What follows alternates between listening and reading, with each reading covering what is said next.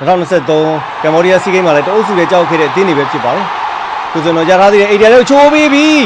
။ဝင်သိကီထိုးကောင်းပါလေခင်ဗျာ။အာဇာဝန္နာရှင်ပြည်သက်များခင်ဗျာကျွန်တော်တို့တင်ဆက်နေစဉ်အတွင်းမှာပဲတိုက်စစ်မှုဝင်သိကီထိုးဒီမှာလည်းယူစဉ်အမျိုးသမီးအတွင်းအသင်းအတွက်သူ့ရဲ့85ဂိုးမြောက်တွင်းကိုရရှိအောင်ဆွမ်းဆောင်သွားခဲ့တာဖြစ်ပြီးတော့ပွဲစားချိန်4မိနစ်အတွင်းမှာပဲဖိလစ်ပိုင်အသင်းကိုတော့တကိုးဂိုးမရှိဆိုတဲ့ရလဒ်နဲ့ဥဆောင်နိုင်ခဲ့ပြီခင်ဗျာဒီနေ့ပွဲမှာပွဲဆဆချင်းအဖက်တင်းရဲ့ကစားမတွေအနေနဲ့ပုံမှန်မြန်ဆန်တဲ့တိုက်စစ်ဆင်မှုတွေဆွမ်းဆောင်ခဲ့ပြီးမဲ့ဒီချိန်မှာတော့ဖိလစ်ပိုင်တင်းရဲ့ခံစစ်အမားကနေတိုက်စစ်မှုဝင်းသိန်ကြီးထွန်းအခွင့်အရေးကိုလုံးဝအမှားယွင်းမရှိဘဲနဲ့အကောင်းဆုံးဆုံးသက်ခဲ့တာဖြစ်ပါတယ်ဖက်တင်းရဲ့ကိုသမားအလက်ဆန်ဒါဒေးဗစ်ဘလို့မှမတက်နိုင်ဘဲနဲ့တွင်ကိုတကူခွင့်ပြုခဲ့ရလည်းဖြစ်ပါတယ်ခင်ဗျာဒီနေ့မှာကမ္ဘောဒီးယားစီးရင်ကားထက်ပုံမကောင်းမွန်တဲ့ရလဒ်တွေရရှိအောင်ဆွမ်းဆောင်မယ်လို့ပြောဆိုထားတဲ့ဂျပန်လူမျိုးနှိပြကြီးယူကီတက်ဆူရိုအနေနဲ့33ချိန်မြောက်ထိုင်းစီးကိန်းပြိုင်ပွဲမှာဒီမှာမျိုးသမီးအသင်းကိုဘယ်လိုရလဒ်တွေထွက်ပေါ်အောင်ဆွမ်းဆောင်လာမလဲဆိုတာလည်းစိတ်ဝင်စားနဲ့စောင့်ကြည့်သွားမှာဖြစ်ပါတယ်ခင်ဗျာ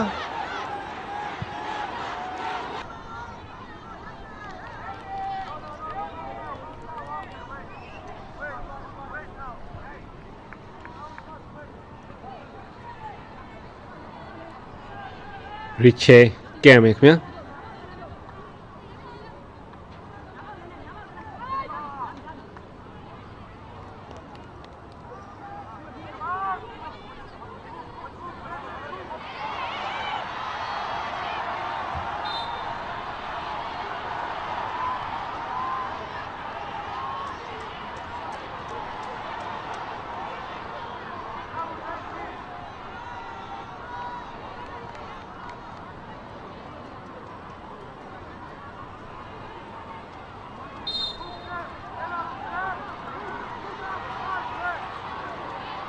ဒီရရင်ကနေပေးလာပြီ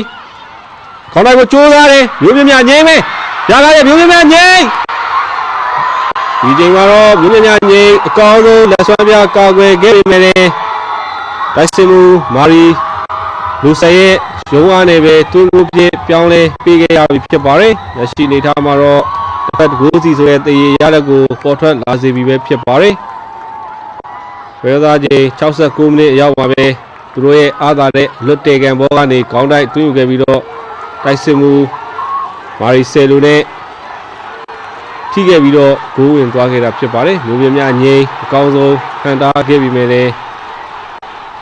နိုင်ငယ်လိုအပ်ချက်ရှိခဲ့တဲ့အတွက်သူ့အနေနဲ့ဘလို့မှမတက်နိုင်ခဲ့တာလည်းဖြစ်ပါတယ်လက်ကျန်ပွဲကစားမိနစ်ပိုင်းခြားတွေမှာတော့ဘလို့ရလက်အပြောင်းလဲမျိုးတွေဖြစ်လာအောင်လဲဆိုတာတော့ကျွန်တော်တို့စိတ်ဝင်စားနဲ့စောင့်ကြည့်ရမှာလည်းဖြစ်ပါတယ်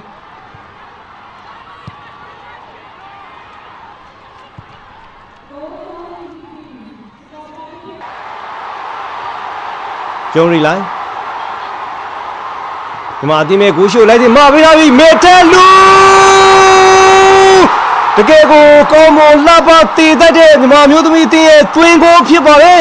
အာဇာဝန္နာရှင်ပြည်သက်များခင်ဗျာဒုတိယပိုင်းပွဲပြီးဆုံးဖို့2မိနစ်လောက်သာကျန်တော့တဲ့အချိန်မှာလူစားဝင်ကစားသမားမေတယ်လူဒီမှာအသင်းပြည်သက်တွေကိုတော့ပျော်ရွှင်စေခဲ့ပြီလို့ပြောရမှာဖြစ်ပါလေဘက်ကနေ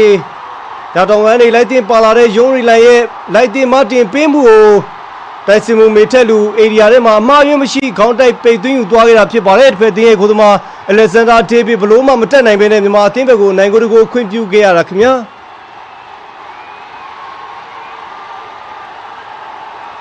ဒီပြယူကီတက်ဆူရိုအနေနဲ့ဒုတိယပိုင်းပွဲကစားချိန်အတွင်းမှာမြန်မာပြည်သက်တွေရဲ့ချစ်တော်မေထက်လူကိုထည့်သွင်းအသုံးပြုခဲ့တာတော့တကယ့်ကိုမှန်ကန်တဲ့လုပ်ရက်တစ်ခုလို့ပြောရမှာဖြစ်ပြီးတော့မေထက်လူအနေနဲ့လည်းယူကီတက်ဆူရိုရဲ့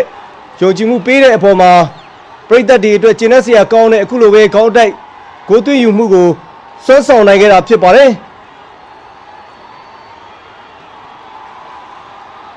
ပြီးခဲ့တဲ့အာဆီယံချန်ပီယံရှစ်ပြိုင်ပွဲမှာတအုပ်စုရဲ့ကြားရောက်ခဲ့ပြီးတော့ထိပ်တိုက်တွဲဆုံမှုမှာတစ်ဖက်တကိုးစီတည်ရက်လက်ထွက်ပေါ်ခဲ့တဲ့ဖိလစ်ပိုင်မျိုးသမီးအသင်းနဲ့မြန်မာအသင်းတို့ရဲ့ပွဲစဉ်ကတော့ဒီနေ့ထိုင်းစီဂိမ်းပြိုင်ပွဲအုပ်စုဖွင့်ပွဲစဉ်မှာလက်ရှိပွဲစားချိန်မှာတော့မြန်မာအသင်းက